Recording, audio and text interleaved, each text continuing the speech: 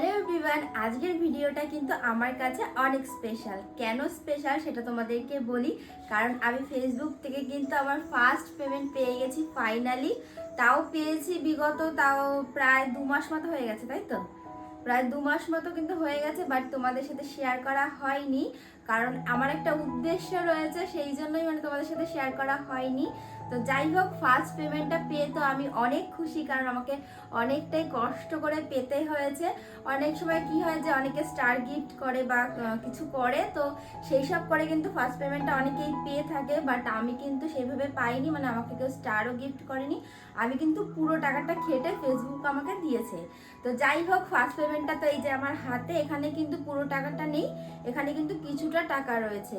এইবার আমার উদ্দেশ্য কি সেটা তোমাদেরকে একটুখানি বলি ভাঙিয়ে। তো যাই হোক, ফার্স্ট পেমেন্ট পেলে কিন্তু সবাই নিজের জন্য কিছু করে বা তার ফ্যামিলির জন্য কিছু করে বা আমার সন্তানের জন্য কিছু করে। তো ফার্স্ট পেমেন্ট পেয়ে কিন্তু আমি সেই টাকাটার থেকে প্রথমে কারোর জন্য খরচ করব না, তো সেখান থেকে আমি কিছু টাকা অন্য কারণে খরচ করব। এই ভিডিওটাই কিন্তু আজকে নিয়ে চলে এসেছি যে এই টাকাটা আমি ফার্স্ট সবার প্রথমে কিসে খরচ করব। তো আমি রেডি সেডি হয়ে গেছি, আর বরমশাই কিন্তু রয়েছে ক্যামেরার পিছনে। তো এখন এই টাকাটা দিয়ে আমরা কি করব, চলো তোমরা তো দেখতেই পারবে যে এই টাকাটা দিয়ে আমি কি করব। আমি কিন্তু বাড়ি থেকে বেরিয়ে পড়লাম আমার ডেস্টিনেশনে যাওয়ার জন্য। দেন আমি কিন্তু চলে আসলাম, আর আজকে আমি কোথায় এসেছি তোমরা তো দেখতেই ভারত সেবা আশ্রম অশোকনগর হিন্দু মিলন মন্দির, মানে আমাদের গুরুদেবের আশ্রমে, যেখান থেকে আমি দীক্ষা নিয়েছি। প্রথম থেকেই কিন্তু আমার আর আমার শাশুড়ি মায়ের ইচ্ছা ছিল যে ফেসবুক থেকে যদি আমি ফার্স্ট পেমেন্ট পাই তাহলে কিন্তু আমি সেটা গুরুদেবের চরণে দেব। অনেকদিন আগে কিন্তু ফেসবুক থেকে ফার্স্ট পেমেন্টটা পেয়েছিলাম, বাট আমার আশা হয়নি, আমার কিছু সমস্যা ছিল, আর তার সাথে কিন্তু মন্দিরটাও কিছুদিন বন্ধ ছিল। ফাইনালি কিন্তু সব বাধা বিপত্তি অতিক্রম করে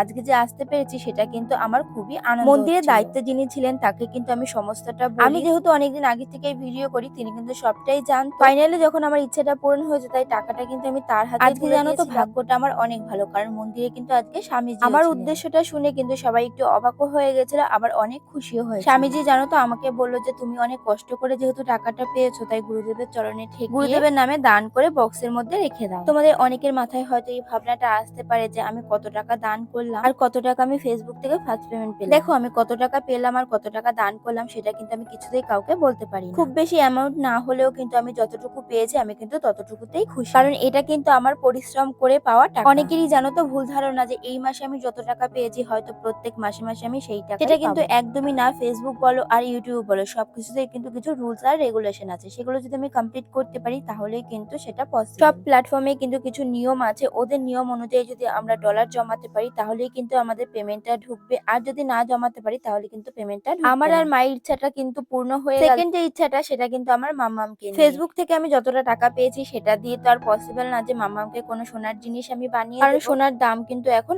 আকাশ ছোঁয়া। তবে প্রথম থেকেই কিন্তু আমি একটা জিনিস ভেবে নিয়েছিলাম যে মাম্মামের জন্য যে জিনিসটা দরকারি বা প্রয়োজনীয় সেই জিনিসটা কিন্তু মাম্মামকে আমি কিনে দেব। আর মাম্মামকে আমি কি কিনে দেবো সেটা যখন আমি কিনবো তোমাদের সাথে তো নিশ্চয়ই শেয়ার করব। ঘরের ঠাকুরকে পুজো দেওয়ার জন্য মিষ্টি আনার জন্য কিন্তু মাকে টাকা দিয়েছিলাম। আচ্ছা, তোমরা কেউ গেস করে বলতে পারবে যে ফার্স্ট পেমেন্ট আমি কত টাকা পেয়েছিলাম?